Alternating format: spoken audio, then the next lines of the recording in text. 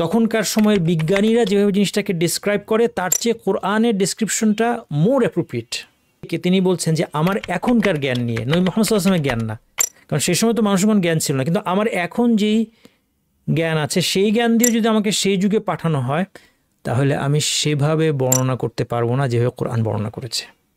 একজন নিরক্ষর মানুষ যিনি কিনা বিজ্ঞান সম্পর্কিত বেশ কিছু গভীর ঘোষণা ও বক্তব্য পেশ করেছেন যেগুলো আশ্চর্যজনক মাত্রায় নির্ভুল, এবং এই সব কিছু বর্ণনা করছেন নবী মুহাম্মদ সাল্লাল্লাহু আলাইহি ওয়াসাল্লাম, নিরক্ষর নবী। কখন বর্ণনা করছেন? যখন এগুলোর কোনো সায়েন্টিফিক নলেজ, আরবরা তো দূরে থাকুক, গোটা বিশ্বে এই নলেজ ছিল না তখন। সন্দেহ একটা জায়গা মাত্র, এই সন্দেহকে অজুহাত করে আপনি কি ইমান থেকে কুফরির দিকে চলে যাচ্ছেন, নাকি সত্যি আপনার ইমানের উপর অটল থাকার সদিচ্ছা আছে?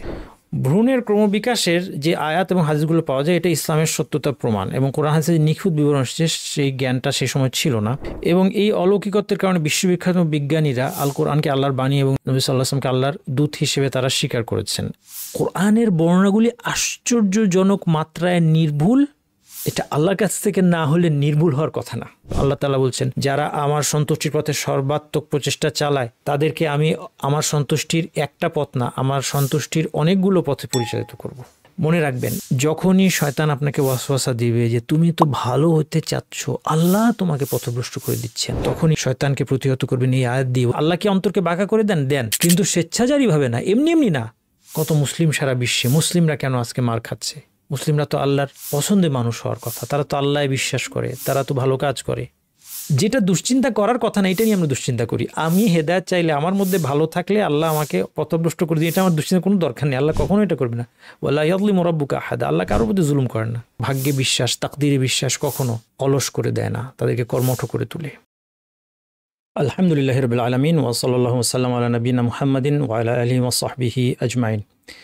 আমাদের আজকের আলোচনা খুব চমৎকার একটা হাদিসকে নিয়ে, যেটা হচ্ছে ইমাম নওয়াবীর 40 হাদিস সংকলনের 4র্থ হাদিস। আমাদের এই আজকের হাদিসটা অত্যন্ত চমৎকার এই জন্য যে এই হাদিসে আমাদের সৃষ্টির শুরু এবং শেষ সম্পর্কে খুব গুরুত্বপূর্ণ কথা আছে। আমাদের 4 নম্বর হাদিসের আলোচনা আমরা শুরু করছি। 4 নম্বর হাদিসের প্রথম অর্ধেক নিয়ে আমরা এখানে আলোচনা করব। এই হাদিসটি বর্ণনা করেছেন ইবনু মাসউদ রাদিয়াল্লাহু আনহু, একজন অন্যতম একজন সাহাবীদের মধ্যে অন্যতম একজন আলেম ছিলেন। তিনি সাহাবীদের মধ্যে যারা বিশেষভাবে জ্ঞানী ছিলেন তাদের মধ্যে একজন হচ্ছেন ইবনে মাসউদ রাদিয়াল্লাহু আনহু। হাদিসটি শুরু হয়েছে এভাবে যে, আন আবি আব্দুর রহমান আব্দুল্লাহ ইবনে মাসউদ, আবু আব্দুর রহমানের বাবা আব্দুল্লাহ ইবনে মাসউদ রাদিয়াল্লাহু আনহু থেকে বর্ণিত, তিনি বলছেন, ক্বালা হাদাসানা রাসূলুল্লাহ সাল্লাল্লাহু আলাইহি ওয়াসাল্লাম ওয়া হুয়া সাদিকুল মাসদুক। রাসূলুল্লাহ সাল্লাল্লাহু আলাইহি ওয়াসাল্লাম আমাদেরকে জানিয়েছেন। এরপর কি জানিয়েছেন সেটা বলার আগে রাসূল সাল্লাল্লাহু আলাইহি ওয়াসাল্লামের দুইটা বৈশিষ্ট্য তিনি উল্লেখ করলেন। ওয়া হুয়া সাদিকু আল মাসদুক, তিনি হচ্ছেন সত্যবাদী। সাদিক মানে যিনি সত্যবাদী, মাসদুক মানে হচ্ছে যিনি সত্যবাদী হিসেবে স্বীকৃত। রাসূলুল্লাহ সাল্লাল্লাহু আলাইহি ওয়াসাল্লামকে আল্লাহ সুবহানাহু ওয়া তাআলা তার সত্যবাদিতার স্বীকৃতি দিয়েছেন, এবং মুমিনরা তাকে সত্যবাদিতার স্বীকৃতি দিয়েছে। এবং মানুষ যদি নাজাত লাভ করতে চায় তাহলে তাদের জন্য রাসূলুল্লাহ সাল্লাল্লাহু আলাইহি ওয়াসাল্লামকে সত্য নবী বলে স্বীকৃতি দেয়া বাধ্যতামূলক। এরপর তিনি হাদিসের বক্তব্য শুরু করছেন। ইন্না আহাদাকুম, রাসূল সাল্লাল্লাহু আলাইহি ওয়াসাল্লাম কি বললেন? ইন্না আহাদাকুম ইউজমাউ খালকুহু ফি বাতনি উম্মিহি 40 ইয়াওমান নুতফা, নিশ্চয়ই তোমাদের প্রত্যেকের সৃষ্টি মায়ের জরায়ুতে 40 দিন যাবত জমা হয় নুতফা রূপে। এখানে একটা গুরুত্বপূর্ণ পয়েন্ট আছে এই হাদিসে যেটা আমাদের জানা দরকার, সেটা হচ্ছে এই যে নুতফা শব্দটা এখানে আমি লাল রং করেছি, তার কারণ কি? তার কারণ হচ্ছে এই শব্দটা মূল হাদিসের অংশ নয়। এই শব্দটা মূল হাদিসের অংশ নয়। এই হাদিসটা ইমাম বুখারী, ইমাম মুসলিম সহ আরও অন্যান্যরা বর্ণনা করেছেন। এই বর্ণনাগুলো যদি আপনি দেখেন, কোথাও এই নুতফা শব্দটা আপনি পাবেন না। ইমাম নওয়াবী রহমতুল্লাহ আলাইহি তার এই সংকলনে যখন হাদিসটি নিয়ে এসেছেন তখন নুতফা শব্দটি রেখেছেন। তিনি কেন রেখেছেন? কেননা এটা একটি বর্ণনায় পাওয়া যায়। এই নুতফা শব্দটা একটি বর্ণনায় পাওয়া যায়। যেই কিতাবের মধ্যে এই বর্ণনাটা পাওয়া যায় সেটা হচ্ছে মুস্তাখরাজ আবি আওয়ানা। মুস্তাখরাজ আবি আওয়ানা নামক একটি কিতাব আছে। এই কিতাবটা সহিহ মুসলিমের যে হাদিসগুলো, সহিহ মুসলিমের যে হাদিসগুলো, সেই হাদিসগুলোকে আবু আওয়ানা রহমতুল্লাহ আলাইহ, তিনি পরবর্তী যুগের একজন মুহাদ্দিস, তিনি এই সবগুলো হাদিসকে, সহিহ মুসলিমের সবগুলো হাদিসকে নিজস্ব সনদে বর্ণনা করেছেন, ওয়ার্ডিং ঠিক রেখে, মোটামুটিভাবে ঠিক রেখে নিজস্ব সনদে বর্ণনা করেছেন। কাজেই সহিহ মুসলিমের হাদিসগুলোই এই মুস্তাখরাজ কিতাবের মধ্যে পাওয়া যাবে, কিন্তু সেই সাথে কিছু জায়গায় ওয়ার্ডিংয়ের একটু হেরফের আছে। এই জন্য সেখানে একটা রেওয়ায়েতে, এই হাদিসের অনেকগুলো রেওয়ায়েত, অনেকগুলো সনদ, অনেকগুলো চেইন, তার মধ্যে একটা রিওয়ায়াতের মধ্যে নুতফা শব্দটি অতিরিক্ত এসেছে। এখানে দুইটা প্রশ্ন। প্রথম প্রশ্ন হচ্ছে যে এটা কেন আসলো, এক্সট্রা একটা শব্দ রাসূলুল্লাহ সাল্লাল্লাহু আলাইহি ওয়াসাল্লাম হাদিসের মধ্যে কেন আসলো। দ্বিতীয় আরেকটা প্রশ্ন এখান থেকে আসে, সেটা হচ্ছে এই শব্দটা থাকা বা না থাকার উপর হাদিসের অর্থের পরিবর্তন হয় কিনা। এই শব্দটা থাকা, বা আমি দ্বিতীয় উত্তরটা আগে দিচ্ছি, এই শব্দটা থাকা বা না থাকার উপরে হাদিসের অর্থের বড় ধরনের একটা পরিবর্তন আসে, এই জিনিসটা আমরা দেখব। এই শব্দটা আছে ধরে নিয়ে আমরা প্রথমে এর অর্থটা কি দাঁড়ায় বা কি বোঝা যায় সেটা আমরা দেখব, এবং তারপর শব্দটা না থাকলে কি হবে সেটা আমরা দেখব। আচ্ছা, প্রথম যদি প্রশ্নের উত্তর দিই যে কেন এই শব্দটা আসলো, শব্দটা সম্ভবত এসেছে কোনো রাবির পক্ষ থেকে, কোনো বর্ণনাকারীর পক্ষ থেকে ব্যাখ্যা হিসেবে এই শব্দটা এসেছে। কী হিসেবে এসেছে? ব্যাখ্যা হিসেবে। এবং এই জিনিসটা কেন হয়, ব্যাখ্যা হিসেবে একটা অতিরিক্ত শব্দ কেন ঢুকে? কারণ কোনো একজন বর্ণনাকারী যদি হাদিসের অর্থটা তিনি মনে করেন যে আমি পরিপূর্ণভাবে বুঝতে পেরেছি,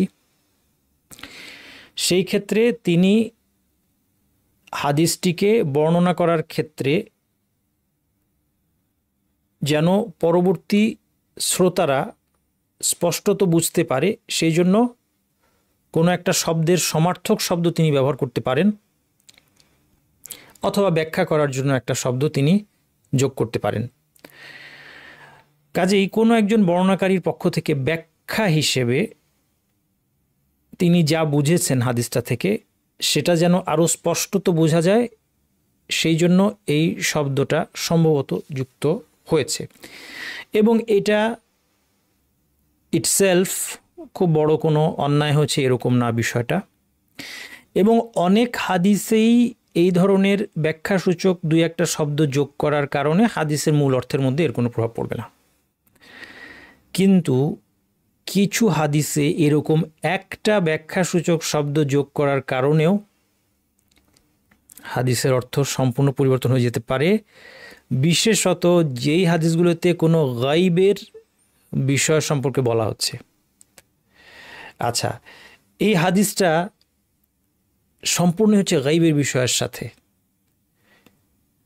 মায়ের পেটে একটা ভ্রূণের বিকাশ কিভাবে হয়, মায়ের পেটে একটা শিশুর জন্ম কীভাবে হয়, এই সংক্রান্ত হাদিসটা বর্তমানে এর একটা বড় অংশ আর গাইবের অন্তর্ভুক্ত নাই। এই হাদিসটায় আমরা যা কিছু দেখব, যে অসাধারণ বর্ণনাগুলো দেখব, এর মধ্যে একটা বড় অংশ এখন আর গাইব নাই। কাজে এটাতে আশ্চর্য হওয়ার কিছু নাই। গাইব বিষয়টা আপেক্ষিক, এতে আশ্চর্য হওয়ার কিছু নাই। যেমন আজকে আমাদের কাছে জান্নাত জাহান্নাম এগুলো গাইব, কিন্তু একদিন জান্নাত জাহান্নাম আর গাইব থাকবে না। ফেরেশতারা আমাদের জন্য এখন গাইবের জগৎ। এই জন্য আল ইমান বিল মালাইকা, ইমানের 6টি মূলনীতির একটি ফেরেশতার প্রতি বিশ্বাস। কিন্তু যখন মৃত্যু আসবে, সেই মৃত্যুর ক্ষণে এই পর্দাটা উন্মোচিত হয়ে যাবে। প্রত্যেকে তখন ফেরেশতাকে দেখবে, মালাকুল মাউতকে দেখবে, এবং ফেরেশতাদের একাংশকে তারা দেখবে। তাদের মধ্যে কেউ রহমতের ফেরেশতাকে দেখবেন, আল্লাহ যেন আমাদের তাদের অন্তর্ভুক্ত করেন, এবং কেউ কেউ আযাবের ফেরেশতাকে, শাস্তির ফেরেশতাকে দেখবে। আল্লাহ যেন আমাদেরকে সে সমস্ত কাফের বা পাপাচারীদের অন্তর্ভুক্ত না করেন যারা এই মৃত্যুর অন্তিম মুহূর্তে আযাবের ফেরেশতার মুখোমুখি হয়। তাহলে মায়ের পেটে জরায়ুতে কি ঘটছে, এই হাদিসটা যখন বর্ণনা করা হচ্ছে, সাহাবীরা যখন বর্ণনা করছেন, তখন এটা গাইব, এটা অদৃশ্য। এই জন্য ইবনু মাসউদ রাদিয়াল্লাহু আনহু হাদিসটা যে সত্য এটা তাকিদ দেওয়ার জন্য, জোর দেওয়ার জন্য, গায়বের বিষয়ে বলা হচ্ছে, সেই জন্য তিনি শুরুতে হুয়া সাদিকুল মাসদুক একটা এক্সট্রা অ্যাট্রিবিউট তিনি আপনারা দেখলেন যে তিনি যোগ করেছেন যে রাসূলুল্লাহ সাল্লাল্লাহু আলাইহি ওয়াসাল্লাম সত্যবাদী এবং তাকে সত্য বলে স্বীকৃতি দিতে হবে। এবং পরবর্তী যুগে আমরা যারা বা যেই বর্ণনাকারী নুতফা শব্দটি অ্যাড করেছেন তার কাছেও এই ঘটনাটা কী ছিল? গায়ব ছিল। এই জন্য এই ক্ষেত্রে এই ধরনের একটা ছোটোখাটো সংযোজনেও অর্থ বোঝার ক্ষেত্রে পরবর্তীতে বড় ধরনের সমস্যা তৈরি হতে পারে। বিশেষ করে সমস্যাটা প্রকট হয়ে দেখা দিবে যখন একটা সময় মানুষের কাছে এটার গায়ব থাকবে না, যেমন বর্তমান সময়। সুতরাং বর্তমান সময় ঠিক মায়ের পেটে কী হয় এর অনেকটা জ্ঞান, এবং সেখানে যে এমব্রায়ো তার আকার আকৃতি কেমন হয়, কয়দিনের মাথায় তার সাইজ কতটুকু হয়, এসব খুঁটিনাটি এখন ডাক্তাররা এবং বিজ্ঞানীরা জানে। এবং এরকম ক্ষেত্রে কোনো হাদিসকে যদি কেউ বর্তমান বিজ্ঞানের ফাইন্ডিংসের সাথে মেলাতে চায়, তার জন্য হাদিসের প্রত্যেকটা শব্দের বিষয়টা নিশ্চিত হওয়া অত্যন্ত জরুরি। এটার সাথে একটা সম্পূরক প্রশ্ন আসবে যে তাহলে এই যে একটা শব্দ অতিরিক্ত ঢুকে গেল একটা হাদিসের মধ্যে, এটা হাদিসের সংরক্ষণের উপর কোনো প্রভাব ফেলছে কিনা? জবাব হচ্ছে যে এই যে আমরা শব্দটা আইডেন্টিফাই করলাম যে এই শব্দটা অতিরিক্ত মূল হাদিসে নাই, আমাদের এই ফাইন্ডিংটা অথবা আমাদের এই আবিষ্কার করতে পারাটাই প্রমাণ করে যে হাদিস শাস্ত্র পুরোপুরি সংরক্ষিত আছে, সন্দেহের কোনো কারণ নাই। কারণ একটু ভেবে দেখেন, যদি হাদিস শাস্ত্র আল্লাহর ইচ্ছায় আমাদের মুহাদ্দিসদের অক্লান্ত পরিশ্রমের কারণে যুগে যুগে এবং তাদের এক্সপার্টিজের কারণে পুঙ্খানুপুঙ্খভাবে সংরক্ষিত না হতো, তাহলে আজকে এই হাদিস বর্ণনার 1400 প্রায় 1450 বছর পরে এসে আমরা একটা শব্দকে চিহ্নিত করে বলতে পারতাম না যে এই শব্দটা মূল হাদিসে নাই।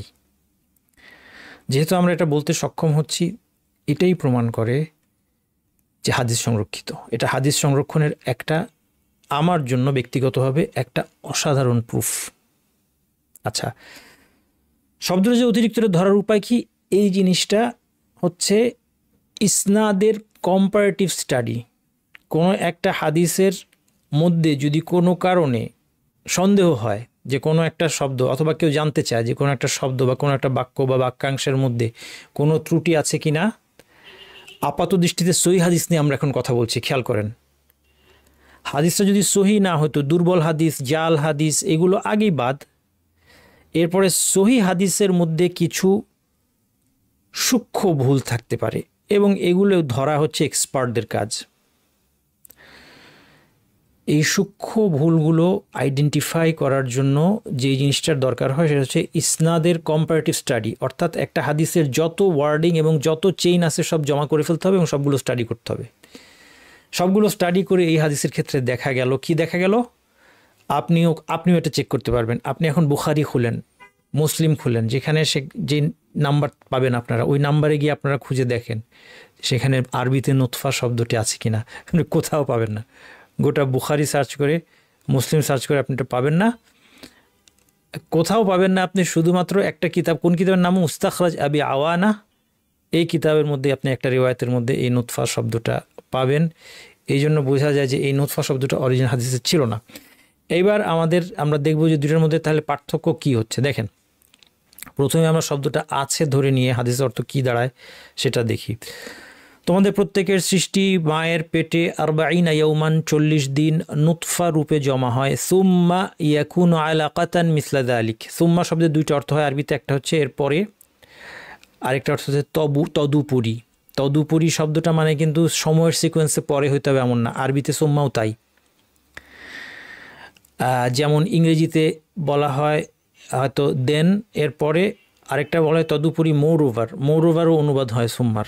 এটা কিন্তু আরবি ভাষায় শুদ্ধ এবং আল কোরআনে অনেক জায়গায় আছে। এটাকে সুম্মা শব্দটা সময়ের তারতিব বুঝায় না, কিন্তু আপাত দৃষ্টিতে এখন যেভাবে হাদিসটা আছে তাতে মনে হচ্ছে এটা সময়ের তারতিব বোঝাচ্ছে, অর্থাৎ সুম্মা ইয়াকুনু আলাকাতান মিসলা যালিক, এর পরে সে কি হয়, আলাকা হয়, দ্বিতীয় স্টেজ। আলাকা অর্থ কি? আলাকা হচ্ছে এমন কিছু যে আটকে থাকে, কারণ এই পর্যায়ে সে মায়ের জরায়ুতে আটকে থাকে। এখানে যে স্টেজের কথা বলা হচ্ছে, এই স্টেজে ভ্রূণটা মায়ের জরায়ুতে আটকে থাকে এবং কোনো কোনো মুফাসসির অথবা হাদিস ব্যাখ্যাকারী এটাকে রক্তপিণ্ড বলেছেন, এটাও সঠিক। যদি সে মায়ের জরায়ুতে কী অবস্থায় থাকে এর বিচারে ধরা হয়, তাহলে আলাকা শব্দের যে মূল ভাষাগত অর্থ আটকে থাকার অর্থটা সঠিক। আর রক্তের অর্থটা কোথা থেকে আসছে, যদি আমরা এটা দেখতে কেমন, এটার রিয়েলিটি সেটা আমরা দেখি এবং এটা কীভাবে নারিশড হয় মায়ের দেহ থেকে সেটা আমরা দেখি, তাহলে এটাকে দেখতে একটা রক্তপিণ্ডের মতো দেখাবে, রক্তপিণ্ডের মতো দেখাবে, কারণ এর মধ্যে মায়ের ব্লাড আর এই এমব্রায়োর ব্লাডের মধ্যে কিছু এক্সচেঞ্জ ঘটে, ফলে সেখানে একটা ব্লাড সার্কুলেশন থাকে।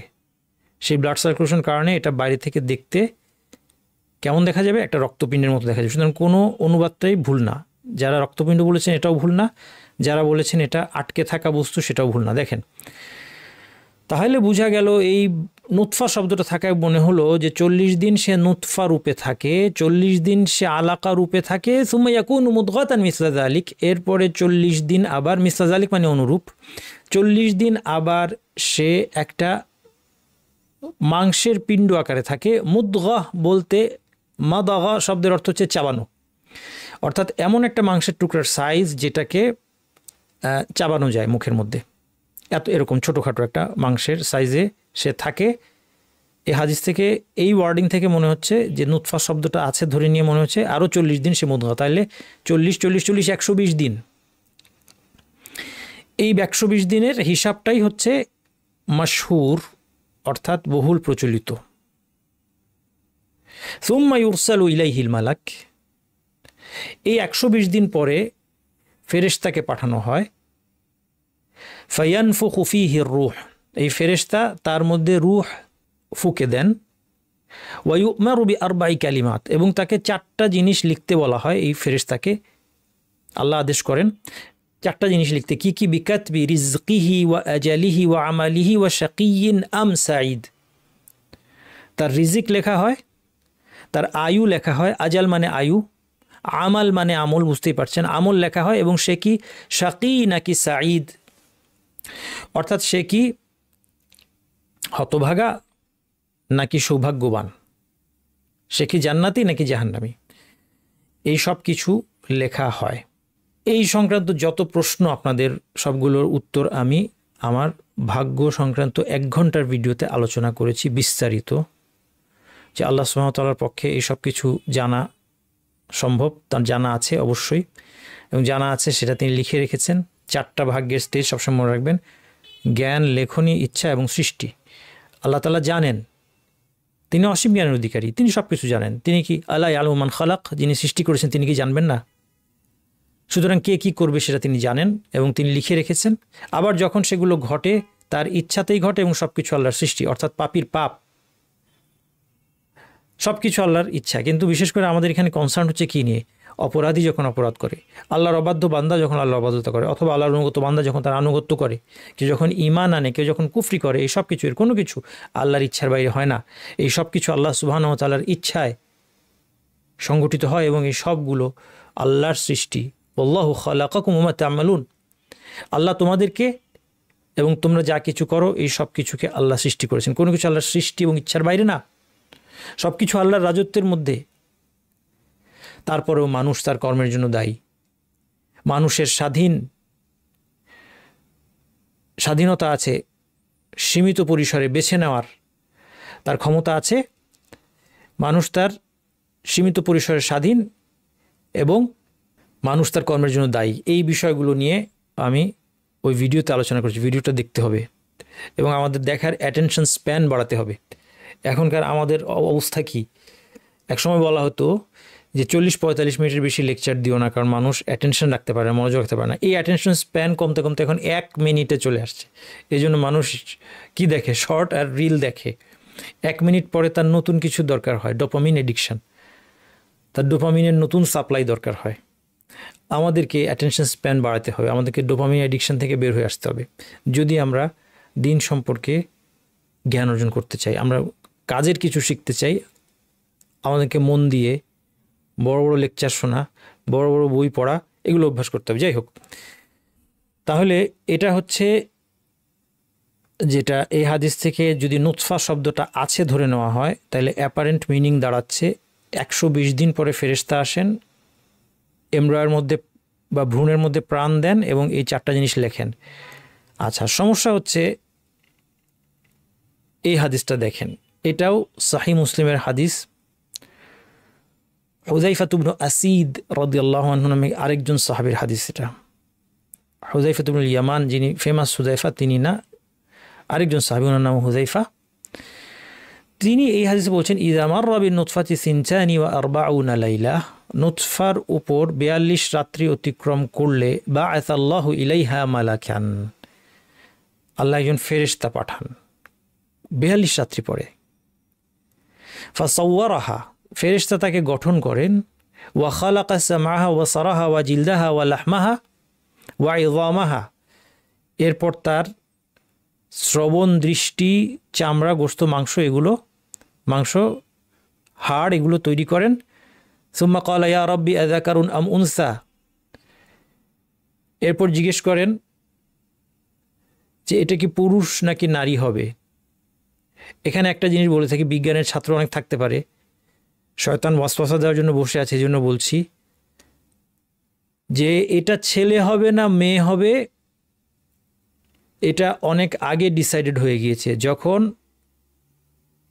একজন পুরুষের স্পার্ম এবং নারীর যে এগটা আছে, ওভাম, এই দুইটা নিষিক্ত হয়েছে, সেই মুহূর্তে ডিসাইডেড যে সে পুরুষ না নারী। ক্রোমোজোম XY ক্রোমোজোম হলে ছেলে, XX ক্রোমোজোম হচ্ছে মেয়ে, এগুলো আপনারা বিজ্ঞানের ছাত্ররা জানেন। এবং অন্য একটা হাদিসে ইনফ্যাক্ট এর মেনশন আছে, ওটা আরেকটা মিরাকল, রাসূল সাল্লাল্লাহু আলাইহি সাল্লামের সত্যতার একটা মিরাকল, ওটার ইঙ্গিত আছে অন্য একটা হাদিসে।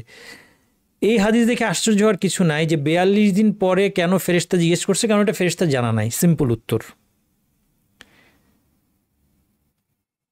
অর্থাৎ কোডে লেখা আছে যে সে কি হবে, কিন্তু সেই কোডটা ফেরেশতা হয়তো সরাসরি পড়তে পারেন না, তিনি জিজ্ঞেস করছেন ইয়া রাব্বি আযাকারুন আম উনসা, হে আমার রব, এ কি পুরুষ হবে না নারী হবে, সেভাবে ফেরেশতা তাকে গঠন করবেন। সুতরাং সে পুরুষ না নারী হবে সেই কোডটা আগে লেখা থাকলেও তার গঠনটা ফেরেশতার হাত দিয়ে হবে বা ফেরেশতার মাধ্যমে হবে। আচ্ছা, সেই জন্য জিজ্ঞেস করছেন ফেরেশতা, সুতরাং এটার মধ্যে কোনো সংঘর্ষ নাই। ফায়াকদি রাব্বুকা মা শাআ ওয়া ইয়াকতুবুল মালাক, আল্লাহ সুবহানাহু ওয়া তাআলা, তোমার রব যা খুশি সিদ্ধান্ত দেন, ফেরেশতা লিখে রাখেন। সুম্মা ইয়াকুলু ইয়া রাব্বি আজালুহু, এবার জিজ্ঞেস করছে হে আমার রব, তার আয়ু কি হবে। ফায়াকুলু রাব্বুকা মা শাআ ওয়া ইয়াকতুবুল মালাক, এটাও ফেরেশতা লিখে দেন। সুম্মা ইয়াকুলু ইয়া রাব্বি রিজকুহু, রিজক কি হবে। ফায়াকদির রাব্বুকা মা শাআ ওয়া ইয়াকতুবুল মালাক সুম্মা ইয়াখরুজুল মালাক বিস-সাহিফাতি ফি ইয়াদিহি, এইবার এই সাহিফাটা নিয়ে ফেরেশতা বের হয়ে যান। ফালা ইয়াজিদু আলা মা উমিরা ওয়ালা ইয়ানকুস, এবং তাকে যে আদেশ দেওয়া হয়েছে তার মধ্যে কোনো কম বেশি আর তিনি করেন না। এই লেখাটা, এই লেখনীটা এই ভ্রূণের জন্য কি হয়ে যায়, পার্মানেন্ট হয়ে যায়। দেখেন, একটা লেখনী আমরা জানি সৃষ্টির 50,000 বছর পূর্বে কিয়ামত পর্যন্ত যা হবে আল্লাহ সুবহানাহু ওয়া তাআলা এই সব কিছু লিখে রেখেছেন। এই হাদিসটা আমরা আমাদের ভাগ্যের ভিডিওতে আলোচনা করেছি। সেটা হচ্ছে শাশ্বত লেখনী, লাউহে মাহফুজে সব কিছু লেখা আছে। এটা আরেকটা লেখনী, এটা হচ্ছে আবার যখন একজন মানুষের সৃষ্টি হবে, একটা মানুষ পৃথিবীতে ভূমিষ্ঠ হবে, তার আগে এই লেখনীটা তার জীবনের, সারা জীবনের একটা লেখনী। আবার আরেকটা লেখনী আছে বাৎসরিক লেখনী, যেটা লাইলাতুল কদরে লেখা হয়, কারণ আমাদের জীবনের বিভিন্ন স্টেজের সাথে ফেরেশতারা ইনভলভড। কাজেই এক একটা স্টেজের সাথে ইনভলভ ফেরেশতাদের কাছে আল্লাহ সুবহানাহু ওয়া তাআলা, ফেরেশতারা যেই বান্দাদের দায়িত্বে নিয়োজিত তাদের জীবনে কি ঘটবে না ঘটবে সেগুলো লিখে দেন। তাহলে এই লেখনীর এই 3টা স্টেজ আছে। আচ্ছা, এখন দেখেন যেটা আমরা বলতে চাচ্ছি যে এই হাদিস অনুযায়ী, এটাও সহিহ হাদিস, এই হাদিস অনুযায়ী লেখনীটা হয় 42 দিন পরে, এবং এখান থেকে আমরা একটা ইঙ্গিত পাচ্ছি যে এই 42 দিনের মধ্যে 3টা স্টেজ পার হয়ে গেছে, নুতফা, আলাকা এবং মুদগা। যে 3টা স্টেজ আমরা আগের হাদিস দেখে মনে করেছিলাম, নুতফা শব্দটা রেখে আমরা মনে করেছিলাম 120 দিন, এই হাদিসে মনে হচ্ছে এই 3টা স্টেজ এই 42 দিন পার হয়ে গিয়েছে। কেন? কারণ একটা প্রমাণ দেখলাম যে ফেরেশতা এসে লিখে ফেলছেন। আরেকটা জিনিস হচ্ছে যেটা, যে এখানে এরপরে দৃষ্টি, শ্রবণ এবং গোশত, হাড় এগুলো সৃষ্টির কথা বলা হয়েছে এবং এগুলো ডেফিনেটলি মুদগা স্টেজের পরে গিয়ে হয়। এর প্রমাণ আল কোরআনে আছে। আল্লাহ তাআলা বলছে সুম্মা খালাকনা নুতফাতা আলাকাতান। আল কোরআনেও আল্লাহ সুবহানাহু ওয়া তাআলা এই ভ্রূণের স্টেজগুলো বর্ণনা করেছেন এবং আল্লাহ সুবহানাহু ওয়া তাআলা সেখানে বলছেন, একাধিক আয়াতে বর্ণনা করেছেন। এই আয়াতে সূরা মুমিনুন আয়াতে বলছেন সুম্মা খালাকনা নুতফাতা আলাকাতান, এরপর নুতফাকে আলাকায় পরিণত করি, ফা খালাকনাল আলাকাতা মুদগাতান, আলাকাকে মুদগা হিসেবে আবার সৃষ্টি করি, ফা খালাকনাল মুদগাতা ইযামান, এরপর মুদগার পরে গিয়ে সেটা হাড় হয়, ফা কাসাউনাল ইযামা লাহমা, এরপরে হাড়টাকে মাংস দিয়ে ঢেকে দেওয়া হয়, সুম্মা আনশানাহু খালকান আখার, তারপর একটা নতুন একটা অস্তিত্ব তাকে আমি দান করি, নতুন একটা সৃষ্টিরূপে সে বের হয়ে আসে। ফাতাবারাকাল্লাহু আহসানুল খালিকিন, সর্বোত্তম স্রষ্টা আল্লাহ কতই না কল্যাণময়। এই আয়াতটাও ইন্ডিকেট করছে যে হুযায়ফা ইবনে আসিদ রাদিয়াল্লাহু আনহুর হাদিসে যেই 42 দিনের কথা বলা হচ্ছে বা 40 দিন বা 42 দিন, এই সময়টার মধ্যে 3টা স্টেজ চলে যায়, নুতফা, আলাকা এবং মুদগা 3টা স্টেজ পার হয়ে যায়। এই জন্য আমরা যদি এখন আমাদের যে আলোচ্য হাদিস ইমাম নববীর 40 হাদিস সংকলনের 4র্থ হাদিসে নুতফা শব্দটা নাই ধরে যেই রেওয়ায়াত, অরিজিনাল রেওয়ায়াত দেখি, এবং একটা বিশেষ রেওয়ায়াত আপনাদেরকে আমি দেখাবো, এটা আমি বলেছি বুখারীতেও আছে, মুসলিমেও আছে। এখন এই রেওয়ায়াতটা দেখেন, এবার অরিজিনাল মুসলিমের একটা রেওয়ায়াত নিয়ে আসছে আপনাদের সামনে। একটু আগে আপনারা যেটা দেখেছেন, এই যে এটা যেখানে নুতফা শব্দটা লাল রং করা আছে, এটা কোথা থেকে নিয়েছি? ইমাম নববীর 40 হাদিস সংকলন থেকে নিয়েছি। নুতফা শব্দের সোর্স কি আপনাদেরকে নাম বলেছি, মুস্তাখরাজ আবি আওয়ানা। এখন আপনাদের সামনে যেটা দেখাচ্ছি এটা এই হাদিসের সহি মুসলিমের একটা বর্ণনা, এবং আমরা বলেছি বুখারী মুসলিম কোনো বর্ণনায় নুতফা শব্দটা নেই।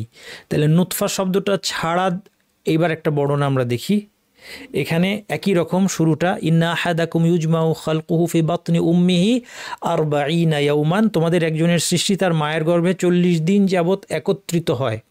একত্রিত হয় শব্দটা জামা, আরবি জামা শব্দটা অনুবাদ করা মুশকিল এখানে, কিন্তু এটা একদম এক্স্যাক্ট একটা ডেসক্রিপশন। কারণ নিষিক্ত হওয়ার পরে এটাকে জাইগোট বলে, সেটার মধ্যে সেল ডিভিশনের মাধ্যমে আস্তে আস্তে জিনিসটা জমতে থাকে, বড় হতে থাকে। এই জন্য জামা শব্দটা মানে প্রত্যেকটা শব্দ লক্ষ্য করার মতো। এবং এই সব কিছু বর্ণনা করছেন কে? নবী মুহাম্মদ সাল্লাল্লাহু আলাইহি ওয়াসাল্লাম, নিরক্ষর নবী।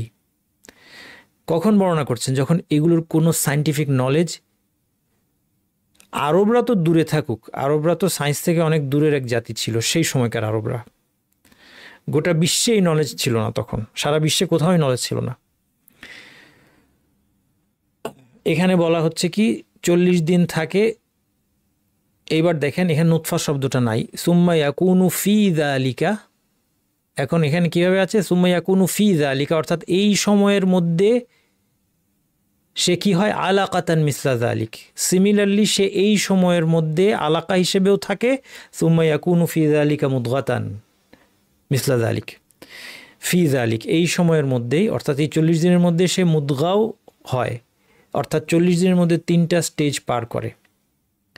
সুম্মা ইউরসালুল মালাকু ফায়ানফুখু ফিহি রূহ ওয়া ইউমারু বিআরবা কালিমাত। বাকি যা সেম, বাকিটা আর পড়ার দরকার নাই। কাজেই দেখেন এখন নুতফা বাদ দিয়ে, এবং আপনারা অনুবাদ দেখতে পাচ্ছেন, আমি আরবি থেকে আপনাদেরকে বুঝিয়ে দিলাম জিনিসটা। নুতফা বাদ দিয়ে যেই রেওয়ায়াত, এবং এটাই সঠিক রেওয়ায়াত, এবং সবাই এভাবেই হাদিসটা বর্ণনা করেছেন, ওই যে বললাম ওই একটা রেওয়ায়াত ছাড়া। তাইলে এই রেওয়ায়াত অনুযায়ী গেলে এই হাদিসের সাথে, এটা কোন হাদিস? এই হাদিসটাকে আমরা আইডেন্টিফাই করবো ইবনু মাসউদের হাদিস, তাই না? 2টা হাদিস আমাদের, এখন 2টা হাদিসের মধ্যে সমন্বয় হতে হবে। একটা হচ্ছে হুযায়ফা ইবনে আসিদের হাদিস রাদিয়াল্লাহু আনহু, আরেকটা ইবনু মাসউদ রাদিয়াল্লাহু আনহু হাদিস। এখন আমরা ইবনু মাসউদ হাদিসের বেশিরভাগের যে বর্ণনা, সেই বর্ণনায় যদি আমরা ফিরে যাই যেখানে নুতফা শব্দটা নাই, এখন আর আমাদের কোনো প্রবলেম নাই। দুইটা একই কথা বলছে, দুইটা হাদিসের মধ্যে আমাদের সমন্বয় হয়ে গেল। এই জন্য হাদিসের সঠিক অ্যানালাইসিস করতে পারা অত্যন্ত জরুরি। অনেকে একটা হাদিস নিয়ে কখনো এমন হতে পারে যে সন্দেহের মধ্যে পড়ে যান, এরপর সেই সন্দেহ দূর করার চেষ্টা না করে, জ্ঞানীদেরকে প্রশ্ন না করে আগেই ধরে নেন যে তাহলে আমি আর হাদিস মানব না এবং পথভ্রষ্ট হয়ে যান। এটা সাধারণত অন্তরের বক্রতার কারণে হয়। আল্লাহ সুবহানাহু ওয়া তাআলার কাছে আমরা অন্তরের বক্রতা থেকে আশ্রয় চাই। এই জন্য ভাইয়েরা আমার, একটা গুরুত্বপূর্ণ কথা আমি বলবো, যদি কখনো কোনো আয়াত নিয়ে, কোনো হাদিস নিয়ে শয়তান আপনার মনে কোনো সংশয়ের জন্ম দেয়, একটা জিনিস মনে রাখবেন যে এটার অবশ্যই জবাব আছে। এটা একটা পরীক্ষা, এটা একটা টেস্ট। আল্লাহ সুবহানাহু ওয়া তাআলা হয়তো টেস্ট করছেন যে আপনি এই সন্দেহ একটা জায়গা মাত্র, এই সন্দেহকে অজুহাত করে আপনি কি ইমান থেকে কুফরির দিকে চলে যাচ্ছেন, নাকি সত্যি আপনার ইমানের উপর অটল থাকার সদিচ্ছা আছে। যদি সদিচ্ছা থাকে আপনি কি করবেন? আপনি প্রশ্ন করতে শুরু করবেন। আপনি বলবেন যে ঠিক আছে, আমার জানায় কোথাও অপূর্ণতা আছে, আমি তো এক্সপার্ট না, আমি না বিজ্ঞানের এক্সপার্ট, আমি না হাদিসের এক্সপার্ট। আমরা বেশিরভাগই দুইটা হাদিসের মধ্যে মিলের ক্ষেত্রে হোক অথবা হাদিসের সাথে সায়েন্টিফিক ফ্যাক্ট, যেগুলো অনেক কিছু আছে সায়েন্টিফিক থিওরি, এটা প্রমাণই হয় নাই, সেটা নিয়ে বেশি চিন্তার দরকার নাই। কিন্তু যেগুলো মানুষ এখন জানতে পেরেছে, বিজ্ঞানীরা নিশ্চিত মোটামুটি দেখতে পারছে, একমত হয়ে যাচ্ছে, সেইগুলো সাথে যদি কোনো আপনার মনে হয় যে কোনো সংশয় আছে, আপনার মনের সংশয় উকি দিলে আপনি আলেমদেরকে প্রশ্ন করে করে করে করে খোঁজ করে করে এটা শেষ পর্যন্ত আপনার যাওয়া উচিত। আপনি যদি শেষ পর্যন্ত যান ধৈর্য ধরে, তখন আপনার ইমান এর আগে, সংশয়ের আগে যেই লেভেলে ছিল, আপনি যদি শেষ পর্যন্ত যান ধৈর্য ধরে, তাহলে আপনার ইমান ইনশাআল্লাহ ডাবল হয়ে যাবে। কেন ডাবল হবে? কারণ আপনি যে এখানে সংশয়ের কোনো সুযোগ নেই এটাই শুধু আবিষ্কার করবেন তাই না, আপনি দেখবেন যে হাদিস যেইভাবে বর্ণনা দিয়েছে এই সায়েন্টিফিক ফ্যাক্টের, কোরআন বা হাদিস, সেটা কোনো মানুষের পক্ষে সম্ভব ছিল না। ফলে আপনার কোরআন হাদিস যে আল্লাহর কাছ থেকে এসেছে, এই ইমানটা আরও কি হবে, সংশয়ের আগে যতটুকু ছিল সংশয়ের পরে আরও মজবুত হয়ে যাবে। কাজেই যদি আমার আপনার মধ্যে কল্যাণ থাকে, তাহলে শয়তান যেই সংশয়টা আমাদের মধ্যে ঢুকায় সেটা আমাদের জন্য পরিণতিতে ভালো। কিন্তু যদি আমার মধ্যে বক্রতা থাকে, আল্লাহ মাফ করুক, আমি আর কোনো অনুসন্ধান করলাম না, কারণ আমি পিছলে যাওয়ার একটা পথ খুঁজছি যে কিভাবে আমি ইসলাম থেকে কোনোভাবে বের হয়ে যেতে পারি, তখন আমি অনেক কিছু বলতে পারবো। যে এই যে না দেখো, কেউ বলতে পারে যে 120 দিনের যে কথাটা হিসাবটা বলছে, 120 দিনে এই বাচ্চাটা অনেক বড় হয়ে যায়, এই নুতফা আলাকা মুদগা স্টেজগুলোর সাথে এটা মিলতেছে না। সেই জন্য আমাদেরকে এই বিষয়গুলোতে সচেতন থাকতে হবে।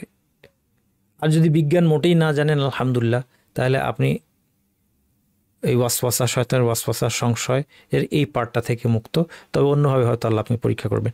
যাই হোক, তাহলে আমরা দেখলাম যে হাদিসে আসলে দুইটা হাদিসের মধ্যে কোনো সংঘর্ষ নাই এবং নুতফা শব্দটা সাব্যস্ত হয়নি, বরং হাদিসের অর্থ হচ্ছে 40-42 দিনের মধ্যেই 3টা স্টেজ অতিক্রান্ত হয়, নুতফা, আলাকা, মুদগা, এবং এই 3টা স্টেজের নামকরণ থেকে আমরা, এবং তারপরে ডেভেলপমেন্টগুলি হচ্ছে গোশত, মাংস, তারপরে আপনার প্রজনন অঙ্গের শুরু। দেখেন ওই যে প্রশ্ন করেছে যে ফেরেশতা যে ছেলে না মেয়ে হবে, রিপ্রোডাক্টিভ সিস্টেমের দ্বারা ডিস্টিংকশন তৈরি হওয়াটা কিন্তু শুরুর থেকেই হয় না, এটা এই স্টেজের পরে গিয়ে হয়, 40-42 দিন পরে গিয়ে। তাহলে সব কিছু কিন্তু মিলে যাচ্ছে, যে এই স্টেজটা সায়েন্টিফিক ফ্যাক্টের সাথেও মিলে যাচ্ছে।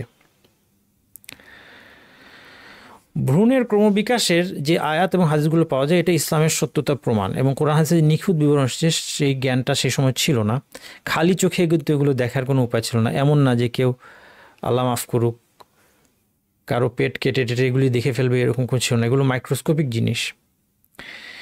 এবং এই অলৌকিকত্বের কারণে বিশ্ববিখ্যাত বিজ্ঞানীরা আল কোরআনকে আল্লাহর বাণী এবং নবী সাল্লাল্লাহু আলাইহি ওয়াসাল্লামকে আল্লাহর দূত হিসেবে তারা স্বীকার করেছেন। এটার আমরা একদম 3টা এক্সাম্পল দেবো প্র্যাকটিক্যাল। 3জন বড় বিজ্ঞানী। প্রথম যিনি, ইনি খুব ফেমাস, প্রফেসর কিথ মুর। এটা অনেক আগের কথা আমি বলছি। প্রফেসর কিথ মুর উনি মারা গিয়েছেন 2019 সালে, আমি দেখলাম, গুগল সার্চ করে দেখলাম। এবং ওনার একটা পরবর্তী লেকচারেও আমি যেটা বুঝলাম শুনে, যে উনি ইসলাম গ্রহণ করেননি। এটা ভুল বুঝবেন না। দেখেন, কোরআনকে আল্লাহর বাণী হিসেবে স্বীকার করলেই, নবী মুহাম্মদ সাল্লাল্লাহু আলাইহি ওয়াসাল্লামকে আল্লাহর মেসেঞ্জার হিসেবে স্বীকার করলে কিন্তু মুসলিম হয় না। আমরা একটা জিনিস দেখেছিলাম, খেয়াল আছে, লা ইলাহা ইল্লাল্লাহ 7টা শর্ত, এর মধ্যে কবুল এবং ইনকিয়াদ ছিল। প্রথমত সাক্ষ্য তো দিতে হবে। সুতরাং কেউ যদি বলে যে হ্যাঁ আমি কোরআন আমি বিশ্বাস করি, আল্লাহর বাণী, নবী মুহাম্মদ সাল্লাল্লাহু আলাইহি ওয়াসাল্লাম আল্লাহর রাসূল বিশ্বাস করি, এটুক বলা মানে কিন্তু সাক্ষ্য দেওয়া না। তাকে অফিসিয়ালি সাক্ষ্য দিয়ে ইসলাম প্রবেশ করতে হয়। আশহাদু আল্লা ইলাহা ইল্লাল্লাহ, এবং সাক্ষ্য কি? কোরআন আল্লাহর বাণী, এই সাক্ষ্য না। আমি সাক্ষ্য দিচ্ছি যে আল্লাহ ছাড়া ইবাদতের যোগ্য কোনো ইলাহ নেই, এবং মুহাম্মদ আল্লাহর রাসূল, মুহাম্মদ আল্লাহর রাসূল বললেই কোরআন আল্লাহর বাণী, এটা হয়ে গেল। এবং তারপরে যে শর্তগুলো আছে তার মধ্যে দেখেন, শুধু জ্ঞান থাকলে হবে না, শেষে গিয়ে কি? ইনকিয়াদ, ইসলামের গণ্ডির মধ্যে চলে আসতে হবে, আনুগত্য শুরু করে দিতে হবে। কাজেই কেউ যদি ধরেও নেই, প্রথমত উনি হয়তো সাক্ষ্য দেননি, আর যদি কেউ সাক্ষ্য দেয়ও তারপর আনুগত্য না করে, সেও কিন্তু আর মুসলিম থাকছে না। কাজেই ইনারা যে 3জন বিজ্ঞানীর কথা বলবো, 3জনই বিশ্ববিখ্যাত বিজ্ঞানী, মানে অজ্ঞাত কোনো লোক না। এবং তারা কোরআন এবং নবী মুহাম্মদ সাল্লাল্লাহু আলাইহি ওয়াসাল্লাম কী সাক্ষ্য দিয়েছেন সেটা দেখেন। তারপরে হয়তো তারা ইসলাম গ্রহণ করেনি, সেটা তাদের ব্যক্তিগত ব্যাপার, কারণ অনেকের ব্যক্তিগত অনেক দর্শন থাকে, কিন্তু তাদের সাক্ষ্যটা আমাদের জন্য, আমাদের ইমানকে সাপোর্ট দিবে। তার ইয়েগুলো এখানে দেখতে পাচ্ছেন, আপনারা লেখাই আছে তার প্রোফাইল। তিনি এমব্রিওলজি অ্যানাটমি প্রফেসর, তার বিখ্যাত বই ডেভেলপিং হিউম্যান, এটা ছাত্ররা পড়ে।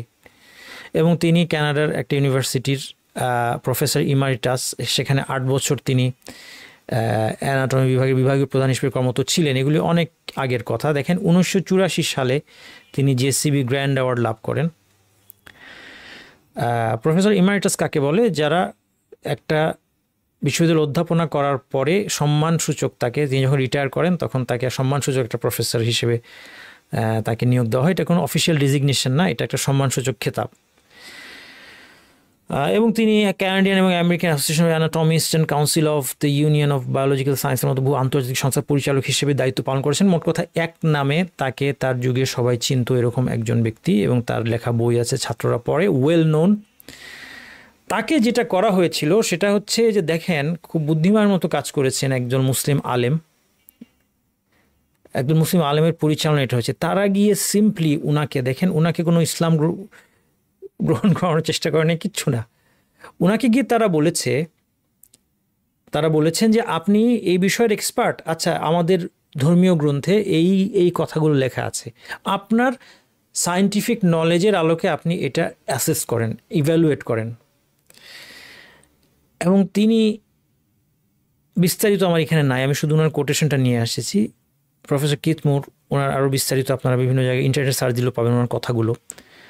যে উনি বলেছেন যে আমার কাছে অনেক কিছু মনে হয়েছে যে ঠিক পরিচিত না, আল কোরআন যেটা বলছে সেটা পরিচিত না আমার কাছে।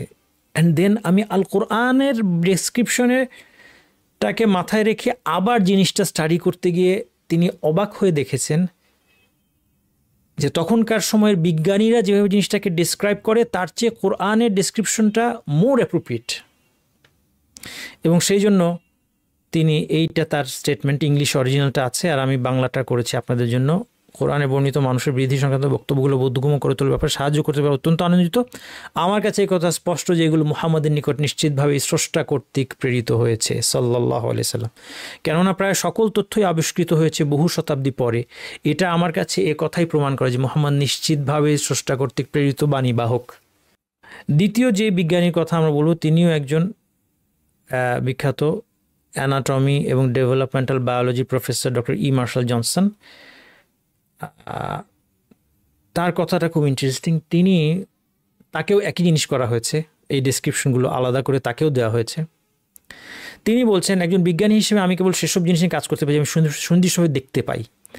আমি এমব্রিওলজি এবং ডেভেলপমেন্টাল বায়োলজি সম্পর্কে বুঝতে পারি। যদি আমি নিজেকে, দেখেন কি বলছে, নিজেকে আজ আমার যে জ্ঞান আছে সেই জ্ঞানের অধিকারী ওই যুগে, অর্থাৎ কোরআন নাজিল হওয়ার যুগে ভ্রূণের ক্রমবিকাশ বর্ণনাকারী হিসেবে কল্পনা করি, আমি যদি নিজেকে, তিনি বলছেন যে আমার এখনকার জ্ঞান নিয়ে, নবী মুহাম্মদ সাল্লাল্লাহু আলাইহি ওয়াসাল্লামের জ্ঞান না, কারণ সেই সময় তো মানুষের কোনো জ্ঞান ছিল না, কিন্তু আমার এখন যেই জ্ঞান আছে সেই জ্ঞান দিয়ে যদি আমাকে সেই যুগে পাঠানো হয়, তাহলে আমি সেভাবে বর্ণনা করতে পারবো না যেভাবে কোরআন বর্ণনা করেছে।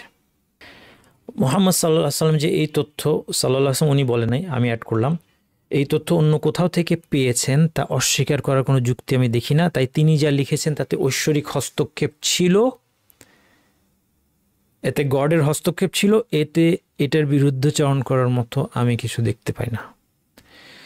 থার্ড যে বিজ্ঞানী ডক্টর টিভিয়ান পারসড, উনি কিথমোর, প্রফেসর কিথমোরের কলিগ, দুজনে একসাথে বইটাও লিখেছে, ডেভেলপমেন্টাল বায়োলজি বইটা, আপনার যদি খেয়াল থাকে লেখকের জায়গায় ওনার নামও আছে, উনিও এরকম বিখ্যাত বিজ্ঞানী, ওনার কীর্তি এগুলো বিস্তারিত ডিসক্রিপশন পড়লাম না। ওনার কথাটা যদি আমরা দেখি, উনি বলছেন একই জিনিস, ওনার কাছেও দেওয়া হলো যে দেখেন এই যে কোরআন এটা বলছে, আপনি কীভাবে মূল্যায়ন করবেন এটাকে। তিনি বলেন যে আমাকে বর্ণনা করা হয় যে মুহাম্মদ অতি সাধারণ ব্যক্তি ছিলেন, মানে আমাকে জানানো হয়েছে, তিনি বলছেন যে মুহাম্মদ সাধারণ ব্যক্তি ছিলেন, তিনি পড়তে বা লিখতে পারতেন না, প্রকৃতপক্ষে তিনি ছিলেন নিরক্ষর, এবং আমরা 12 শতাব্দী পূর্বের কথা বলছি, আসলে 14 শতাব্দী হবে, উনি ভুল করে এটাকে 12 শতাব্দী বলেছেন। একজন নিরক্ষর মানুষ যিনি কিনা বিজ্ঞান সম্পর্কিত বেশ কিছু গভীর ঘোষণা ও বক্তব্য পেশ করেছেন যেগুলো আশ্চর্যজনক মাত্রায় নির্ভুল, এবং আমি ব্যক্তিগতভাবে কপাল জোরে মিলে যাওয়ার কোনো সম্ভাবনা দেখতে পাচ্ছি না। এক্ষেত্রে নির্ভুলতার সংখ্যা অনেক বেশি। তাই ডক্টর মুরের মতো এবারে আমারও কোনো দ্বিধা নেই যে ঐশী প্রেরণা বা ওয়াহি তাকে এ ধরনের বক্তব্য প্রদানে পরিচালিত করেছে। দেখেন ওনার কথাটা খুব সিগনিফিকেন্ট। তিনি এক জিনিস বলছেন যে, তার কথার অর্থ এই দাঁড়ায় যে দেখেন, কেউ বলতে পারে যে কোরআনে এমন ডিটেল কোনো বর্ণনা নাই, সঠিক কোরআনের যে ডেসক্রিপশনগুলো আছে সেগুলো খুব লিমিটেড, অল্প কিছু কথা, কিন্তু আল্লাহ তাআলা কি বলেছেন আল কোরআনে, আফালা ইয়াতাদাব্বারুনা কোরআন, তারা কি কোরআন নিয়ে চিন্তা করে না? ওয়ালাউ কানা মিন ইনদি গায়রিল্লাহি লাওয়াজাদু ফি ইখতিলাফান কাসীরা, যদি আল্লাহ ছাড়া অন্য কারো কাছ থেকে আসতো, তারা এর মধ্যে ইখতিলাফ পেত, ভুল পেত, অসামঞ্জস্য পেত, ত্রুটি পেত। এখন এই বিজ্ঞানীর কথাটা দেখেন, তিনি যেটা বলতে চাচ্ছেন যে কোরআনের বর্ণনাগুলি আশ্চর্যজনক মাত্রায় নির্ভুল, এবং এটা আল্লাহর কাছ থেকে না হলে নির্ভুল হওয়ার কথা না। অর্থাৎ আল কোরআন খুব বেশি ডিটেলসে না গেলেও যেই ডেসক্রিপশনগুলোই দিয়েছে এই সৃষ্টি জগৎ সম্পর্কে, ভ্রূণ সম্পর্কে বলেন, আরও অনেক কিছু, পাহাড়ের কাজ সম্পর্কে, মেঘ কিভাবে তৈরি হয়, অনেক কিছু সিম্পল কথা, কিন্তু কোনো মানুষ যদি আজ থেকে 1400-1450 বছর আগে এই কথাগুলো বলতো, তাহলে কালের প্রবাহে বিজ্ঞানের ফাইন্ডিংসের সাথে সাথে মেজর ভুল ত্রুটি ধরা পড়ে যেত সেখানে। সেই জন্য তিনি বলছেন যে এটা শুধু এমব্রায়োলজি নিয়ে তিনি বলছেন যে মানব ভ্রূণের বিকাশ সম্পর্কে আল কোরআন যে কথাগুলো বলেছে, এটা কপাল জোরে মিলে যাওয়ার কোনো সম্ভাবনা আমি দেখতে পাচ্ছি না। সুবহানাল্লাহিল আযীম। এখানে কয়েকটা ডেসক্রিপশন আমি নিয়ে এসেছি। আল্লাহ তাআলা বলেছেন, ইন্না খালাকনাল ইনসানা মিন নুতফাতিন আমশাজিন নাবতালিহি ফাজআলনাহু সামিআন বাসীরা, আমি মিশ্র এক ফোঁটা তরল থেকে মানুষকে সৃষ্টি করেছি, তাকে আমি পরীক্ষা করব, এরপর তাকে শ্রবণ এবং দৃষ্টির অধিকারী করেছি। আল্লাহ সুবহানাহু ওয়া তাআলা বলছেন, সুম্মা জাআলা নাসলাহু মিন সুলালাতিন মিন মাইন মাহিন, একটা তুচ্ছ তরলের সুলালা থেকে সৃষ্টি করেছে। সুলালা মানে নির্যাস, কোনো একটা কিছুর ভিতর থেকে যদি একটা কিছুকে টেনে বের করা হয়, এটাকে সুলালা বলে। অসাধারণ একটা ডেসক্রিপশন, কারণ মানুষ এখন জানতে পেরেছে যে একজন পুরুষ যা নিক্ষেপ করে তার মধ্যে সেটা একটা তরল পদার্থ, তার মধ্যে অনেক কিছু থাকে, সেখান থেকে 80 থেকে 300 মিলিয়ন স্পার্ম সেখানে থাকে, তার মধ্যে একটা স্পার্ম বিশাল জার্নি করার পরে সে গিয়ে একটা ফিমেল এগ ওভামের সাথে মিলিত হতে পারে, একটা অংশ। এই জন্য দেখেন আরেকটা মিরাকুলাস হাদিস, রাসূল সাল্লাল্লাহু আলাইহি ওয়াসাল্লামকে জিজ্ঞেস করা হলো আজল সম্পর্কে। আবু সাঈদ খুদরী বলছেন, সুইলা রাসূলুল্লাহ সাল্লাল্লাহু আলাইহি ওয়াসাল্লাম আনিল আজলি, আজল সম্পর্কে। আজল হচ্ছে দাম্পত্য সম্পর্কের পরে পুরুষ যদি বাইরে নিক্ষেপ করে, এটা হচ্ছে জন্ম নিয়ন্ত্রণের একটা প্রাচীন পদ্ধতি এবং এটা বৈধ। তাকে প্রশ্ন করা হচ্ছে আজল সম্পর্কে, রাসূল সাল্লাল্লাহু আলাইহি ওয়াসাল্লাম বললেন, মা মিন কুল্লিল মা ইয়াকুনুল ওয়ালাদ, সন্তান তৈরির জন্য পানির পুরোটা, মা বলতে আরবিতে শুধু পানি না, তরলকেও বোঝায়, এটা মাথায় রাখবেন। ফ্লুইডকেও আরবিতে মা বলে। ইংরেজিতে দুইটা শব্দ আছে, একটা হচ্ছে ওয়াটার, একটা হচ্ছে ফ্লুইড। বাংলায় পানি এবং তরল, আরবিতে দুইটার জন্য মা শব্দটা ব্যবহার হয়। তো সুতরাং এই তরলের পুরোটা দরকার হয় না, রাসূল সাল্লাল্লাহু আলাইহি ওয়াসাল্লাম জানাচ্ছেন। হ্যাঁ, এগুলো এমব্রায়োলজি ভ্রূণবিদ্যার সাথে সংশ্লিষ্ট অলৌকিকত্ব, নুতফা, আলাকা এবং মুদগা, হাড় এবং মাংসের গঠনের পর্যায়ের যে বিবরণটা আছে, এটা এখনকার মাইক্রোস্কোপে দেখার পর বিজ্ঞানীরা যেই ছবিগুলো দিয়েছেন তার সাথে অসাধারণভাবে মিলে যায়। এটা নিয়ে আপনারা আরও আপনার পড়াশোনা করতে পারেন চাইলে, আমি বিস্তারিত এখানে আর বলছি না। এই পর্যায়গুলোর সময়ের কালও খুব সুন্দর মিলে যায় ছবির সাথে। 40 দিন 42 দিনের মধ্যে এই 3টা পর্যায় পার হয়। বীর্যের সবটুকু প্রয়োজন না হওয়ার বিষয়টা, এটাও একটা মিরাকল। এবং 42 দিন পর যে হুযায়ফা ইবনে আসিদের হাদিস আমরা দেখেছি, 42 দিন পর চেহারা, দৃষ্টি, শ্রবণ, মাংসপেশি, চামড়া, হাড়ের গঠন শুরু হয়, ছেলে মেয়ের প্রজনন অঙ্গের পার্থক্য স্পষ্ট হয়। এগুলি সব হুযায়ফা ইবনে আসিদের হাদিসে আমরা পেয়েছি। এটাও সায়েন্টিফিক যে ডেসক্রিপশন, আমি আলাদাভাবে পড়ে দেখেছি ডাক্তারি সোর্স থেকে, মানে অসাধারণভাবে মিলে যায় আলহামদুলিল্লাহ। এইবার আমি হাদিসের দ্বিতীয় অংশে চলে আসি, ফাওয়াল্লাহিল্লাযী লা ইলাহা গায়রুহু।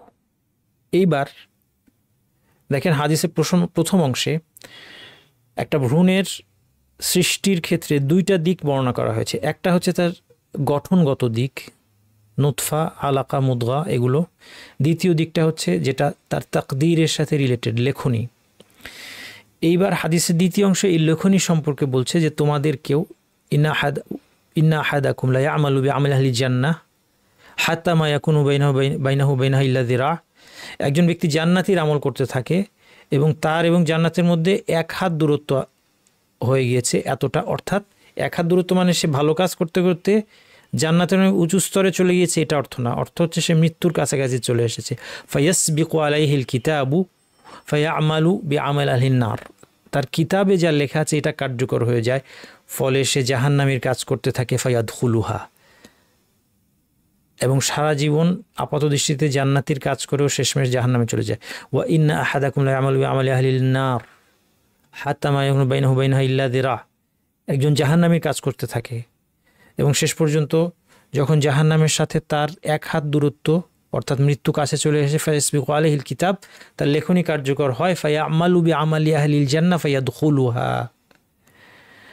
সে জান্নাতীদের কাজ শুরু করে দেয় এবং জান্নাতে প্রবেশ করে। এই হাদিস পড়ে প্রথম যেই দুশ্চিন্তাটা আসে সবার মনে, এবং শয়তানও সেটাকে ওয়াসওয়াসা দিয়ে শক্তিশালী করে, সেটা হচ্ছে দেখো তুমি ভালো কাজ করতে চাচ্ছ কিন্তু আল্লাহ তোমাকে শেষ জীবনে কি করবেন, পথভ্রষ্ট করে দিবেন তোমার ভাগ্যকে তোমার উপর চাপিয়ে দিয়ে। অথবা তুমি খারাপ কাজ করে যাও, শেষ বয়সে ভাগ্যকে তোমার উপর চাপিয়ে দিয়ে আল্লাহ তোমাকে জান্নাতি করে দিবেন। এটা শয়তানের ওয়াসওয়াসা। হাদিসের অর্থ সঠিকভাবে বুঝতে হলে আমাদেরকে অন্যান্য হাদিস এবং কোরআন আয়াত দেখতে হবে, তাহলে আমরা ইয়ে থেকে বাঁচতে পারবো। এই জন্য আমি এটা নিয়ে দীর্ঘ আলোচনা করছি আমার ভিডিওতে, আবার একটু রিপিট করছি। এই ধারণাটা যে সম্পূর্ণ ভুল, এটা কোরআন হাদিসের স্পষ্ট বক্তব্য দ্বারা প্রমাণিত। আল্লাহ তাআলা বলছেন, ওয়াল্লাযীনা জাহাদু ফীনা লানাহদিয়ান্নাহুম সুবুলানা ওয়া ইন্নাল্লাহা লামাআল মুহসিনিন। যারা আমার সন্তুষ্টির পথে সর্বাত্মক প্রচেষ্টা চালায় তাদেরকে আমি আমার সন্তুষ্টির একটা পথ না, আমার সন্তুষ্টির অনেকগুলো পথে পরিচালিত করব। মনে রাখবেন, যখনই শয়তান আপনাকে ওয়াসওয়াসা দিবে যে তুমি তো ভালো হতে চাচ্ছ, আল্লাহ তোমাকে পথভ্রষ্ট করে দিচ্ছেন, তখনই নিজেকে শয়তানকে প্রতিহত করবেন এই আয়াত দিয়ে, ওয়াল্লাযীনা জাহাদু ফীনা লানাহদিয়ান্নাহুম সুবুলানা। এই জন্য কোরআন হাদিস বারবার পড়া আমাদের জন্য খুব জরুরি। রিপিটেডলি আমাদের কোরআন হাদিস পড়তে হবে। যখনই শয়তান একটা ওয়াসওয়াসা নিয়ে আসবে, কোনো মানুষ একটা ওয়াসওয়াসার জন্ম দিবে, অথবা নিজের নফস সাথে সাথে কোনো একটা আয়াত দিয়ে কোনো একটা হাদিস, এটা টিকাটা আপনার জানতে হবে। এবং সবগুলো কোরআন হাদিসের মধ্যে আছে, শুধুমাত্র আমাদের জানার অভাব। আল্লাহই বলছেন, ওয়াল্লাযীনা জাহাদু ফীনা লানাহদিয়ান্নাহুম সুবুলানা। কেউ যদি আমাদের পথের চেষ্টা করে, আমি তাকে আমার পথগুলো দেখাই। ওয়াল্লাযীনা ইহতাদাউ যাদাহুম হুদাওয়াতাম তাকওয়াহুম। যে হেদায়েত গ্রহণ করে তার হেদায়েত আল্লাহ বাড়িয়ে দেন। আপনার কাছে একটা হেদায়েত আসলে আপনি গ্রহণ করলেন, এইবার আল্লাহ হয়তো আপনাকে 2টা হেদায়েত দিবেন, আরও 3টা বিষয় যেটা জানা ছিল না এটা জানাবেন, এবং আপনাকে তাকওয়া দান করবেন। এবং শুধু তাই না, আমার চেষ্টা অনুপাতে আমরা হেদায়েত যদি চাই, আমার চেষ্টা অনুপাতে আল্লাহর দেওয়ার মাত্রাটা অনেক বেশি। ইযা তাকাররাবা ইলাইয়া বি শিবরিন তাকাররাবতু ইলাইহি যিরাআন। সে আমার কাছে 1 বিঘত নিকটবর্তী হয়, তাহলে আমি তার দিকে 1 হাত অগ্রসর হই। আল্লাহ কি বলছেন এখানে খেয়াল করে, হাদিসে কুদসি আল্লাহ তাআলা বলছেন, যে তুমি একটু চেষ্টা করলে আমি তোমাকে অনেক বেশি দিই হেদায়েত। সে যদি আমার দিকে এক হাত নিকটবর্তী হয়, তাকাররাবতু ইলাইহি বাআন, আমি 2 হাত ছড়িয়ে দিলে যতটুকু লম্বা হয় এই হাতের মাথা থেকে ওই হাতের মাথা ততটুকু আমি এগিয়ে যাই। ইন আতানি ইয়ামশি আতাইতুহু হারওয়ালাতান, সে যদি আমার দিকে হেঁটে আসে আমি তার দিকে ছুটে যাই। এত দয়ালু আল্লাহ সুবহানাহু ওয়া তাআলা। ইয়া আইয়ুহাল ইনসানু মা গাররাকা বিরাব্বিকাল কারীম, হে মানব জাতি তোমাদের মহানুভব রব সম্পর্কে কি তোমাদেরকে পথভ্রষ্ট করলো, প্রতারিত করলো। আল্লাহ সুবহানাহু ওয়া তাআলার কাছে হেদায়েত চাইলে অবশ্যই আল্লাহ হেদায়েত দিবেন। হেদায়েত আমি চাচ্ছি আল্লাহ পথভ্রষ্ট করে দিচ্ছে, এটা হবে না। একটা মানুষ তার অফিসের কোনো একটা কর্মচারী কর্মঠ তার সমস্ত কথা শুনে নিয়মিত অফিসে আসে, অফিস করে, তাকে কি অনর্থক স্যাক করে দেয়? একটা বুদ্ধিমান মানুষ কোনোদিন করে না। আরেকটা লোক অলস, কোনো কাজ করে না, দেরি করে অফিসে আসে, মাসের মধ্যে 10 দিন ছুটি কাটায়, তাকে প্রমোশন দিয়ে দিবে? কোনোদিন না। তাহলে মানুষ যদি এটা না করে, কেন আমরা মহান আল্লাহ সুবহানাহু ওয়া তাআলা যিনি মহাজ্ঞানী, ইনসাফকারী, দয়ালু, মানুষকে শাস্তি দিতে তার কোনো দরকার নেই, তিনি মানুষের জন্য সহজতা চান, কেন তার সম্পর্কে আমরা মন্দ ধারণা করব? কাজেই আমাদের হাদিসটাকে ঠিকভাবে বুঝতে হবে। তেমনি পথভ্রষ্ট, যে পথভ্রষ্টতা বেছে নিবে তার জন্য ভয় হচ্ছে আল্লাহ তাকে পথভ্রষ্ট করে দেবেন শাস্তি স্বরূপ। ফালাম্মা যাগু আযাগাল্লাহু কুলুবাহুম, তারা যখন বক্রতা অবলম্বন করলো আল্লাহ তাদের অন্তরকে বাঁকা করে দিলেন। এই জন্য আল্লাহ কি অন্তরকে বাঁকা করে দেন, কিন্তু স্বেচ্ছাচারীভাবে না, এমনি এমনি না, কারণ সে বক্রতাকে বেছে নিয়ে চেয়েছে। তার কাছে হেদায়েত এসেছে, সে হেদায়েত দেখতে চায় নাই, না আমার হেদায়েত দরকার নাই, আমি শুনবো না, আমি দেখব না, আমি প্রমাণ দেখব না, আমি যে পথে আছি এটাই ঠিক। সে বক্রতা অবলম্বন করেছে, সত্যকে অস্বীকার করেছে, করতে করতে এক পর্যায়ে আল্লাহ তার অন্তরকে সিল করে দেন। এটাও ভয় পেতে হবে। তাহলে যে হাদিসে বলা হলো যে ভালো কাজ করতে করতে জান্নাতের নিকটবর্তী হয়ে গিয়েছে, তা সত্ত্বেও তার লেখনী বিজয়ী হয় এবং শেষ বয়সে সে জাহান্নামীদের কাজ করতে করতে জাহান্নামী, তার ব্যাখ্যা কি? এই ব্যাখ্যা বোঝার জন্য এই হাদিসটা দেখেন। আন সাহল ইবনে সাঈদিন সাঈদী রাদিয়াল্লাহু আনহু, সাহল বিন সাদ আস-সাঈদী রাদিয়াল্লাহু আনহু তিনি বলছেন, আন্না রাসূলুল্লাহ সাল্লাল্লাহু আলাইহি ওয়াসাল্লাম ইলতাকা হুয়া ওয়াল মুশরিকুন, মুশরিকদের সাথে রাসূলুল্লাহ যুদ্ধ হলো। ফাকতাতালু ফালামা মালা রাসূলুল্লাহ সাল্লাল্লাহু আলাইহি ওয়াসাল্লাম আসকারিহি ওয়া মালা আল-আখারুন আসকারিহিম ওয়া ফি আসহাবি রাসূলিল্লাহ সাল্লাল্লাহু আলাইহি ওয়াসাল্লাম রাজুলুন লা ইয়াদাউ লাহুম শাযাতান ওয়ালা ফাযাতান ইল্লা তাবাআহা ইয়াদরিবুহা বিসাইফি। যুদ্ধের বিরতিতে যখন রাসূলুল্লাহ সাল্লাল্লাহু আলাইহি ওয়াসাল্লাম তার ক্যাম্পে ফিরে গেলেন, মুশরিকরা তাদের ক্যাম্পে ফিরে গেল, সাহাবীদের সাথে একজন ব্যক্তি ছিল, সে খুব বীরত্ব দেখিয়ে যুদ্ধ করছিল। যেই শত্রু বাহিনী থেকে বের হয়ে আসে তাকেই সে তলোয়ার দিয়ে আঘাত করছে, খুব বীরত্বের সাথে যুদ্ধ করেছে। ফাকালা মা আজজা মিন্না আল-ইয়াওমা আহাদুন কামা আজজা ফুলান, একজন সাহাবী বললেন, এই লোকটার মতো আজকে আর কেউ আমাদের উপকার করতে পারে না, এই লোকটা আজকে যুদ্ধে আমাদেরকে অনেক উপকৃত করেছে। ফাকালা রাসূলুল্লাহ সাল্লাল্লাহু আলাইহি ওয়াসাল্লাম আমা ইন্নাহু মিন আহলিন নার, রাসূল সাল্লাল্লাহু আলাইহি ওয়াসাল্লাম বললেন যে সে জাহান্নামী। ফাকালা রাজুলুন মিনাল কওমি আনা সাহিবুহু, এখন সাহাবীদের কাছে জিনিসটা স্বাভাবিকভাবে কষ্টকর লাগলো যে এটা কীভাবে সম্ভব, তাই না? আমরা যেমন চিন্তা করি যে এত ভালো মানুষ, মুসলিম, কত মুসলিম সারা বিশ্বে, মুসলিমরা কেন আজকে মার খাচ্ছে? মুসলিমরা তো আল্লাহর পছন্দের মানুষ হওয়ার কথা, তারা তো আল্লাহয় বিশ্বাস করে, তারা তো ভালো কাজ করে। আমরা যেভাবে চিন্তা করি সেভাবে মুসলিমদের কেন এত বিপদ আপদ? সাহাবীরাও নিশ্চয়ই ভেবেছেন, তাদের কাছে খারাপ লেগেছে যে এই লোকটা এত বীরত্বের সাথে আল্লাহর রাস্তায় জিহাদ করলো, লড়াই করলো, যেটা ভালো কাজে একটা অনেক বড় দরজা, সে কীভাবে জাহান্নামী হবে? ফাকালা রাজুলুন মিনাল কওমি আনা সাহিবুহু, একজন ব্যক্তি তার ইমান আছে, রাসূল সাল্লাল্লাহু আলাইহি ওয়াসাল্লাম হ্যাঁ যে এটাই হবে, আমি এই জন্য দেখবো, কিন্তু আমি এটার প্রমাণটা দেখব যেন আমার ইমানটা মজবুত হয়। সে বললো যে আমি তার সাথে সাথে যাবো। ফাখারাজা মাহু কুল্লামা ওয়াকাফা মাহু ওয়া ইযা আসরা মাহু, তার সাথে সাথে থাকলো, সে যেখানে যায় সেখানে যাচ্ছে, তার সে দৌড় দিলে সেও দৌড় দিচ্ছে। ফাজুরি হার রাজুলু জুরহান শাদীদান, সে দেখলো যে এই লোকটা এক সময় লড়াই করতে করতে খুব বড় ধরনের একটা সে আঘাত পেল। ফাস্তাজালাল মাউত, এখন সে আর সহ্য করতে পারলো না, সে মৃত্যুকে ত্বরান্বিত করার জন্য কি করল? ফাওয়াদা নাসলা সাইফিহি বিল আরদি ওয়া যুবাবাহু বাইনা সাদিয়াইহি সুম্মা তাহামালা আলা সাইফিহি ফাকাতালা নাফসা, সে তরবারের উপরে তার নিজের ভর ছেড়ে দিয়ে আত্মহত্যা করলো। ফাকালা, এরপর সে ফিরে এসে, মাঝখানে আমি হাদিসটাকে সংক্ষেপ করে ফেলেছি, পুরো হাদিসটা আপনারা বইতে পেয়ে যাবেন ইনশাল্লাহ। সে ফিরে এসে বলল, আশহাদু আন্নাকা রাসূলুল্লাহ, আমি সাক্ষ্য দিচ্ছি যে আপনি আল্লাহর রাসূল। রাসূল সাল্লাল্লাহু আলাইহি ওয়াসাল্লাম বললেন যে কি ব্যাপার? তখন বলল, ঘটনা বলল। তখন রাসূলুল্লাহ বললেন, ইন্নার রাজুলা লা ইয়ামালু আমাল আহলি জান্নাহ ফিমা ইয়াবদুলিন নাস। এটা হচ্ছে ব্যাখ্যা, এই লাইনটা হচ্ছে ব্যাখ্যা। এই যে লাইনটা দেখেন, আমি এখানে বোল্ড করে দিয়েছি। নিশ্চয়ই কোনো ব্যক্তি মানুষের দৃষ্টিতে জান্নাতের কাজ করে, ওয়াহু আমিন আহলিন নার, কিন্তু আসলে জাহান্নামী। তার মানে বাস। এখন দেখেন আপনি আগের হাদিসে যেখানে বলা হচ্ছে যে ভালো কাজ করতে করতে একটা লোক জান্নাতের সাথে তার এক হাত দূরত্ব, তার মানে হচ্ছে তার ভালো কাজগুলো ছিল লোক দেখানো, তার অন্তরের মধ্যে বক্রতা আছে, আল্লাহ সন্তুষ্টির উদ্দেশ্য তার নাই। কিন্তু কখনো হয়তো বীরত্ব, প্রশংসা পাওয়ার জন্য, কখনো সম্পদের জন্য, কখনো ক্ষমতার লোভে, কখনো লিডারশিপের কারণে, রিলিজিয়াস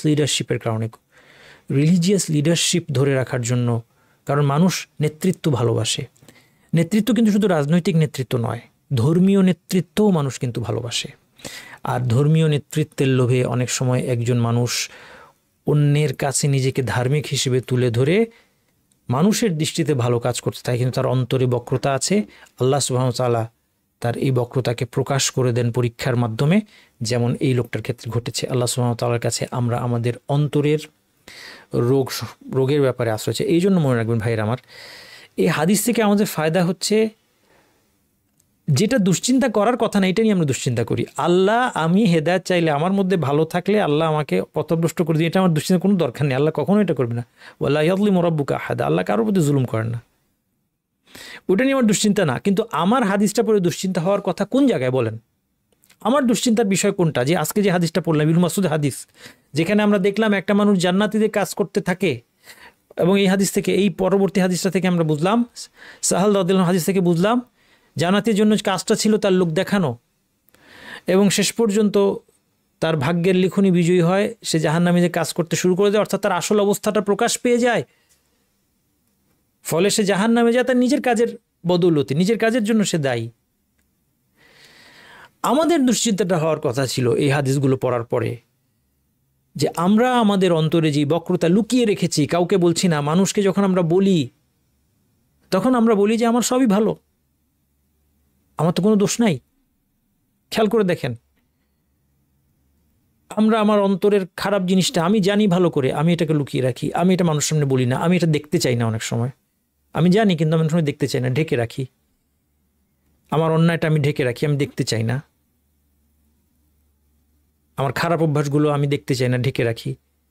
সালাতে আমার অবহেলা, আমার ঠিকমতো পর্দা করছি না, হালাল উপার্জন করছি না, আমার দৃষ্টিকে অবনত রাখছি না, আরও কি কি গুনাহের কাজ আমি করছি, আমি জানি, আমি সেটাকে ঢেকে রাখি, দেখতে চাই না, মানুষকে দেখাই না, নিজেও দেখতে চাই না, ভুলে থাকি। কিন্তু আহসাহুল্লাহু ওয়া নাসুহ, তারা ভুলে গেলেও আল্লাহ এগুলো গণনা করে রেখেছেন। আমাদের দরকার ছিল এটাকে ভয় করা। এই যে আমরা অন্যায় করে যাচ্ছি, এই যে বক্রতা আমার মনের মধ্যে লুকিয়ে রেখেছি, পুষে রেখেছি, মানুষকে আমি আমার ভালোটা দেখাচ্ছি, এর পরিণতিতে যেন আমাদেরকে আল্লাহ পরীক্ষায় ফেলে আমাদের আসল অবস্থা প্রকাশ করে না দেন, এই ভয়টা আমাদের পেতে হবে। এই জন্য এই কথাটা আমি আমার ভাগ্য লেকচারের শেষেও বলেছি, আবারও বলছি, এই কথাটা আমাকে খুব নাড়া দেয়। মুসলিমদেরকে, প্রকৃত মুমিনদেরকে ভাগ্যে বিশ্বাস, তাকদিরে বিশ্বাস কখনো অলস করে দেয় না, তাদেরকে কর্মঠ করে তোলে। এই জন্য একজন মুমিনের রিয়াকশন কি হবে এটা জানার পর, যে আল্লাহ লিখে রেখেছেন আমি জান্নাতি না জাহান্নামী, তার রিয়াকশন হবে যে আমি তো জানি না, আমি ভাবছি আমি জান্নাতি, হয়তো আমি জাহান্নামী। সে তখন আল্লাহর সাহায্য চাইবে, আল্লাহর কাছে দোয়া করবে যে আল্লাহ যদি জাহান্নামীদের মধ্যে আমার নাম লেখা থাকে, আপনি জান্নাতীদের মধ্যে লিখে দেন। এই দোয়া করা জায়েজ, কারণ লাউহে মাহফুজের লেখনীটা পরিবর্তন না হলেও অন্যান্য লেখনীতে পরিবর্তন হতে পারে। আর সবচেয়ে বড় কথা, আমি তো জানি না আমি কোথায় যাচ্ছি, আল্লাহ আমি যেন জান্নাতি হই, আল্লাহ আমি যেন জাহান্নামে না যাই। তখন একজন মুমিন কি করবে? আল্লাহর কাছে দোয়া করবে। তারপর দ্বিতীয় কি করবে? সে তার ভালো কাজের উপর সন্তুষ্ট থাকবে না, সে আরও চেষ্টা করবে, সে খুঁজে বের করবে আমার কোথায় ত্রুটি আছে, কোন কাজ আমাকে জাহান্নামে নিয়ে যেতে পারে। আমার সাবধান হতে হবে, আমার ভালো কাজের পরিমাণ আরও বাড়াতে হবে, কোয়ালিটি বাড়াতে হবে, খারাপ কাজ থেকে তওবা করতে হবে, এখনই বের হয়ে আসতে হবে। এইভাবে সে আরও পরিশ্রমী হয়ে ওঠে।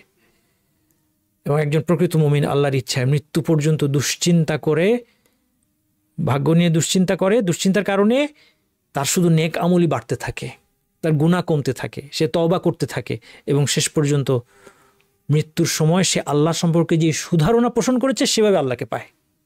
কারণ তার সুধারণা ছিল আল্লাহ সম্পর্কে যে আমি যদি সিনসিয়ার হই, আমি যদি চেষ্টা করি, ওয়াল্লাযীনা জাহাদু ফিনা লানাহদিয়ান্নাহুম সুবুলানা, আল্লাহ তাদেরকে তার পথগুলো দেখাবেন, আল্লাহ সুবহানাহু ওয়া তাআলা আমার এটা অ্যাকসেপ্ট করবেন, আমাকে সাহায্য করবেন এবং তার প্রতিশ্রুতি অনুযায়ী আমাকে উত্তম পরিণতি দান করবেন, এবং সেটাই সে মৃত্যুর সময় পায়।